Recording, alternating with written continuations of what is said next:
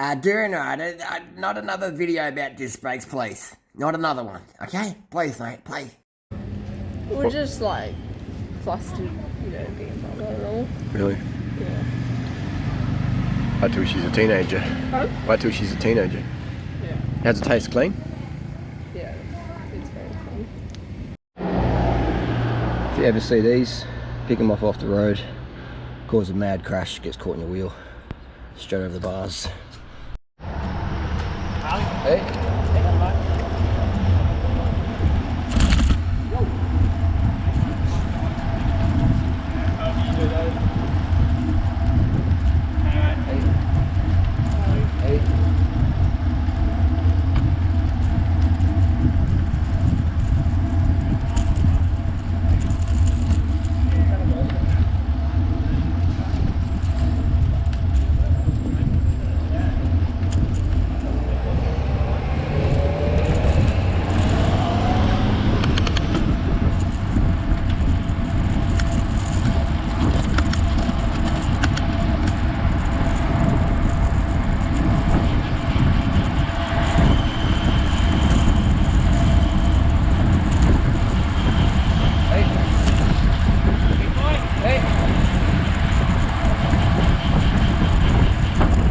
To the bunch, this is the fastest bunch in the world, the fittest bunch in the world, the weekly ride. This is a Super Elliot's bunch, Saturday morning. I think Alan Gill maybe started this probably back in 1970, maybe 1960, I'm not sure. But Alan Gill, South Australian cycling icon, been around a long time. Good for a yarn, good for some banter. This is a Super Elliot group. It is an experienced riders only group, so it's otherwise can be very, very dangerous if you don't have any racing experience or etc. So yeah, I wouldn't recommend joining this group unless you've got some racing experience. Otherwise, it could be very, very dangerous. So we're going to go up Norton Summit here. I'm just sort of at the back of the group, and now I'm going to go to the front. Why am I doing that? Because I know this bunch is about to split up, and so I'm going to get on the back of a couple of bunch of riders that I know, I'm going to be doing around the similar time up in this Norton Summit climb. I know I'm going to be doing around a mid 13 minutes today, mid 13 minutes. So I'm going to position myself behind the riders who I know are going to be doing that around that time. I'm not going to go to the very front because I'm not going to be holding anyone up, and I'm just going to go to the back here. And I'm not going to go to the very back because as soon as the pace goes on, I have to go around a bunch of riders. So this is a good tactic, or if always want to move to the front of the bunch at the start of a climb. But then again, a lot of other people have the same idea. So, but what you see here in this bunch, people have already done that. Prior to me, joining into this bunch, people have already sifted themselves out in order. People at the back, if they're a little bit slower, people at the front, if they're a bit faster, and that's cool. So that's a good thing as well. Is know your position in the bunch or where you want to be, and then go from there. What you can do as well is you could go to the front of the bunch, and you could pull a bit of a turn, and then just swing off to the left or to the right, depending on what country you're in, and then just drift back to the back of the group. So that's another way as well you can do that. But today is going to be a fast climb. This is a full all-out race pace, as you'll see in a moment. So we're just cruising along here. This is a good way to train. It's just on, off. So we're just riding off at the moment. We're just cruising along, and I'm sitting behind this rider here, who's I've recognised from 20 years ago. This guy's a very good road racing cyclist. A lot of experience. His wife's a gun female rider. And so yeah, just this guy in the green here, the white socks on the Specialized S-Works, a lot of experience. Probably one of the most experienced riders in this bunch today. I mean, there's a lot of experience in this bunch. A lot of quality riders, a lot of junior riders as well, who are going doing some crazy watts per kilo at the moment. Some freaky stuff going on right now in Adelaide. There's something in the water here. There's something in the water. I've never ever seen junior riders this quick before. This is even quicker than Rowan Dennis and Jack Brodbridge and Dale Parker and guys like that back in the day. It's pretty freaky. It's pretty impressive. It's pretty cool. So we're swinging left. Right, this is the Strava segment. Norton Summit starts about now. And we're going to launch up here. This pace is a bit pedestrian at the start. And this junior rider here in the Giant, he moves up. And I'm thinking that's a good move. I'm going to move on his wheel because he can sense something's about to happen. Isn't that amazing? You've got a junior rider who already understands the tactics of moving up and positioning the bunch. That's pretty amazing. Now, he's attacked straight away because he's on the wheel. And this guy here in the green, this is Will Holmes, who's 14. I think maybe He's lying on his passport. Like, this dude's 14. And look at that. Look at the ferocity. I'm not even going to try and hold that wheel because I know these guys are about a minute faster than me up the climb. And if I bridge that gap, hold the wheel, in about 4 to 5 minutes, I'm going to be going explosion town. I'm going to implode. So with lactic acid and hydrogen on. So I'm just letting them go away. And they're really surging. That's a big surge. Big surge. Fastest time today was Dan Potter and Carl Evans. 2:02 and a 12:02 and a 12:03, and the rest of the guys sort of blew up a little bit, but they still did a fantastic effort. So I'm on the front now, and it looks like there's no one left, but there's a whole big bunch on the back of my wheel here, and this is why I generally ride on the back of groups to get the footage, to get the entertainment, and see what's going on. Because right now, all we can see is some people going off into the sunrise. And so behind me is a massive string of groups of people. We've got, I'm in the front of the second group. The first group's just gone up the road. I'm in the second group here, and behind that's a third, a fourth, a sixth, and probably a seventh group. That's how big the pack was. And now riders moving around the front there. Because I've slowed up a bit, I'm like, okay, let's just roll some turns off, and there's a big chain that's come along. This is a chain gang. Now what I'm going to do is I'm going to slot into the back of this group in the last wheel or third last wheel or wherever. Seems good, and there's more people coming up, and so we're doing about 380 watts or whatever, which doesn't really mean much because you might be way more than me or way less than me, so that's why I'm not putting that much power data up here, because it's a bit irrelevant.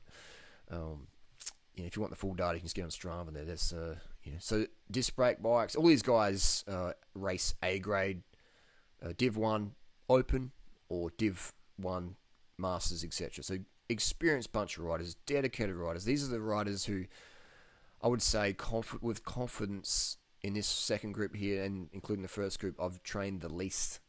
A bit of a touch of brakes there. So again, these guys are experienced. This is why you wouldn't want to come out in this bunch. All right, if you're an inexperienced rider, you would have crashed then. All right, all these guys are racers. So when you're a racer, you've had your crashes, you've paid your dues, so to speak, and you're good to go. So if you're an inexperienced rider holding on there, you probably would have crashed when there's a touch of brakes. But we've all got racing experience here. We're all pretty competent bike handlers. In the bunch, etc. So, what was I saying? Yeah, so Div 1, Open, Cat 1 riders here, Masters and Open, Elite, etc. So experienced riders, decent watts, hammering along here. My legs, I'm about to pull the pin. I'm just thinking, man, I don't know what's going on today. I was cramping up. My head was great. My calves were good. My bike was excellent. My breathing, I had no pussy fur in my throat. I was just breathing, no worries. Did a good warm up. Got the sugar water going on. I was feeling fantastic, but my legs were cramping up, and I'm thinking, man, what's going on? I really think I just didn't drink enough water the last few days. I'm not sure what's going on there, but I just think I just didn't drink enough water the last few days because my power today was really low. It was really low compared to a couple weeks ago. So yeah, my power was just off, and that's the beauty of a power meter. If I didn't have power today, I don't have power meter on all my bikes, but if I didn't have a power meter today, I wouldn't know did I do good or bad, because my time was okay for my fitness at the moment, but my power was really low, So it's just my legs were off. I also had some new shoes I've been wearing today that I haven't worn for a couple of months, so that was probably a bit of a rookie error. But my other shoes have been falling apart, so I've been using these shoes. So maybe that caused the cramping. I don't know. But I wasn't going to let it be used as an excuse. So even though I wanted to pull out right now, or a few minutes ago, I'm like, man, you got to get some footage. You got to get some footage for YouTube, all right? You can't just be swinging off now. So I'm just going to ride until my legs actually, implode, explode. I'm going to ride till I'm done, And so my breathing, my lungs are great. Everything's really going well, but my legs were just shutting down. And there's just a point where your physiology catches up, and it's like left, right, good night. But I thought I've still got a while to get there, even though my legs are screaming at me. Just my legs are absolutely screaming at me right now. And it's not a glucose exhaustion bonk because my head was still good, but I think it's just like a contractile tissue dehydration, which is sort of fine. But when you're trying to hold 350 watts or whatever, 400 watts or whatever, or accelerate at 450 watts, the contractile tissues it's not agreeing with me. So there's a few surges here and there, relatively smooth because these guys are very experienced riders and they pace really well. And we're just trying to catch a few of the juniors that sort of start to cook themselves there in that microwave pace. And there's a guy walking the dog. down the road. That's all right. But he's got a red shirt on, so he's reasonably visible. But maybe wear something a bit more brighter. But you got a big bunch of cyclists coming, and at fast speeds. So yeah, you want to be careful out there, people. Stay visible, stay bright. So yeah, this is the deal here. Just my legs are screaming at me, man, screaming at me, and that's where my head game was really good today, because I was just really ignoring the pain. I wasn't giving pain a voice today. I was just thinking, man, every second you can stay on this wheel, get the GoPro footage, good to go, good to go. And there was a big, I knew there was heaps of riders behind me trying to catch on. We got here. It's Daniel in the green, very experienced rider. He's like, no, I've just had enough. I'm outie. I'm checking out. So he swings off, and then there's one more rider just behind me. He's about to come around because I'm starting to really feel it, and I think he could sense that I was starting to really just fade. And so he's like, I'm not gonna. Yep, here we go. This is it. So this guy here, this rider here, the calves. He could experienced rider as well. He's an experienced rider. He could sense my fatigue, and he's like, well, I got to get that gap, otherwise I'm gonna have to do more work. And when Durianrider just drops the wheel. So that's what you want to do. You want to always be paying attention, not for your own safety, but always paying attention to the physiology of the riders in front. If you can sense a rider's about to drop, move around him, and fill the gap. All right. So that's what I did. I opened up a gap, and this rider, we'll call him Calves, he's just come around. He's like, fill the gap, and I'm like, cool. And that's just how riding goes. And so you can see the physiology differences here. You got look at those junior riders at the start. Super small guys, not much muscle. I mean, they're only 14, but look at the power they're putting out. Just flying up dancing up the hills, sprinting up the hills, man. And then you got us older riders. I'm probably the oldest rider in this bunch. We've got more mass, more muscle, but yet these young guys are just flexing up the hill. So that's where musculature doesn't really help you as a cyclist on the hills. In the track sprints may be different, or definitely different, but on the hill, you can be pretty lightweight. But it's very impressive the speeds that these teenage kids are doing these days up Norton Summit. It's insane. These are kids that could be professional riders, World Tour riders, if the stars align, and if that's what they want, they could definitely be up there. They just have that natural gift, physiology-wise, and also the hunger to want to suffer, because this sport is all about suffering. This sport is all about suffering. And if you don't like pain, then drop off the watts there, ease it back. So we're cruising along here, and I'm just like, how long can I hold on for? I've held on this long. I thought I might as well keep going a little bit more, and I'm just going to keep riding until my contractile tissue just says, nah, see ya, we're outie. But yeah, I love that. It's just like a meditation, in the pain, and it's also good for the ego as well, because I normally do these watts. I can do these watts for an hour. The watts I did today on this climb, I can literally do for 1 hour. And today I'm struggling to do it for like 10 minutes. So it was just something up in my hydration. I've done the least Ks out of anyone, but that's just because I'm lazy. But it's just great having motivated people like this to test yourself against. So my ego was just saying, oh, this is bullshit, Harley. You can do these watts. What are you doing? And I was like, yep, it's just, sometimes you have a good day or a bad day. So, you still got that gap I've opened up there. So now I'm just really, that gap's open. I'm like, come on, close it. I think there's a bit of a surge there. And I'm like, come on, close it. Hold the wheel. Hold the goddamn wheel, Harley.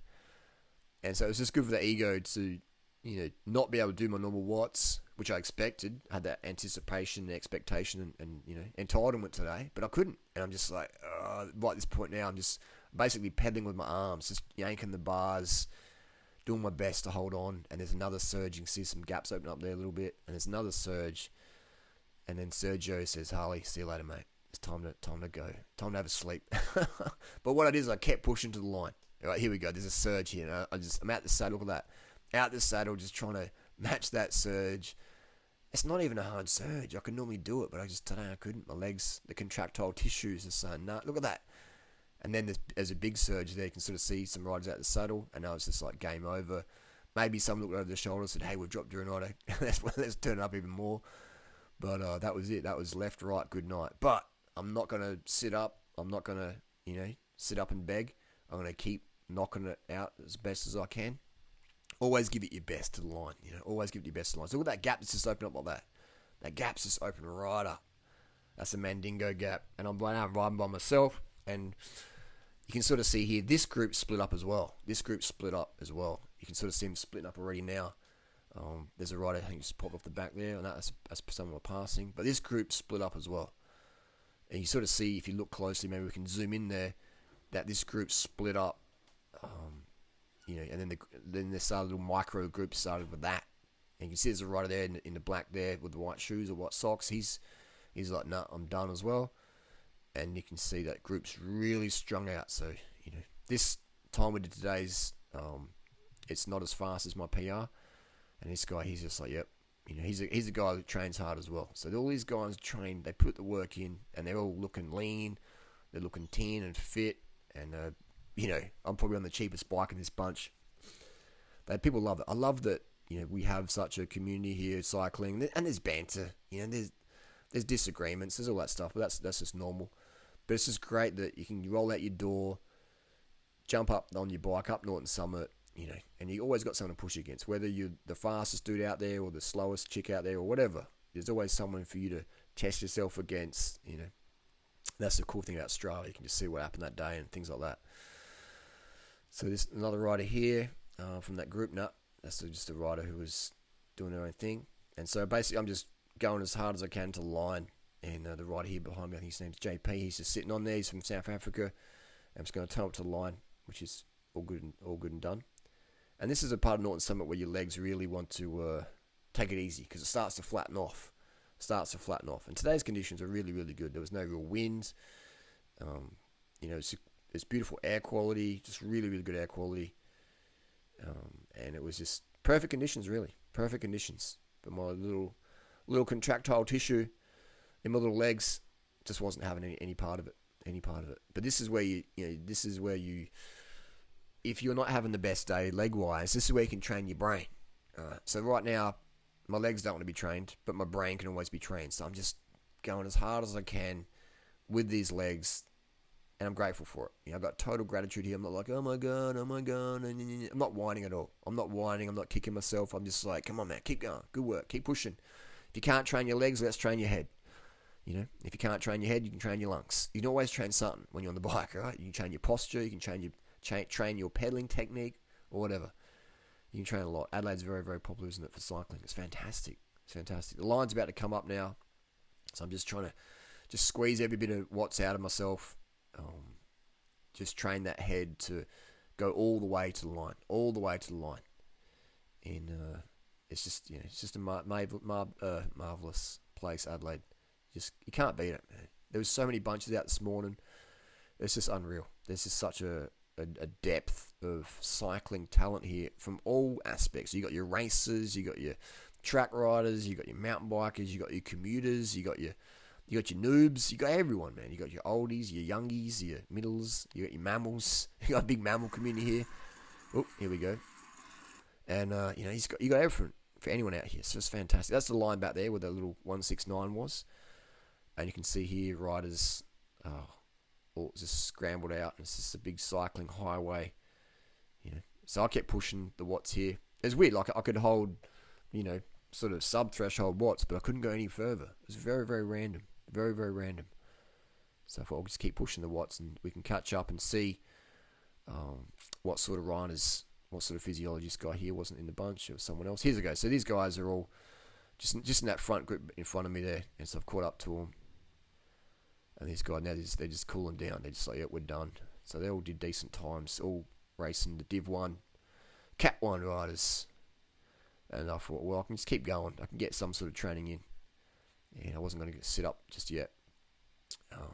This is where the road kicks up again, the last bit. But technically, the race of Norton Summit finishes back there at that 169 house. This is just sort of, what's the word you'd use? Extras. But this is a good example. Let's say you're in a race situation, right? This is where we're about to go over the top of the crest of the hill. This is where so I can see a group in front of me there, and I'm thinking this is a good GoPro angle. Let's say this was a real race.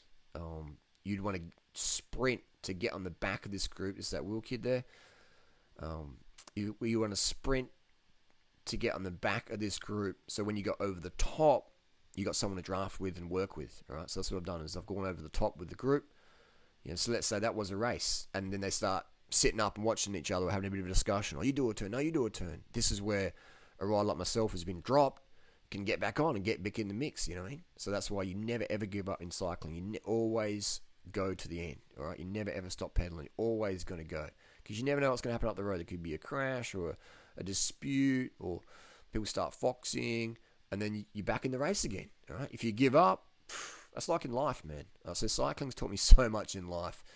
If you give up, you're done, all right? So never give up. Always keep fighting to the line, even if your legs or your head or your lung, whatever. You can always train your head. And if you train your head, that carries on for everything in life, right? Always train your head. Look for any opportunity in life to train the head, the brain, right? Guys going, I'll train my other head. So no, you always want to do it, you know? You always want to train that head.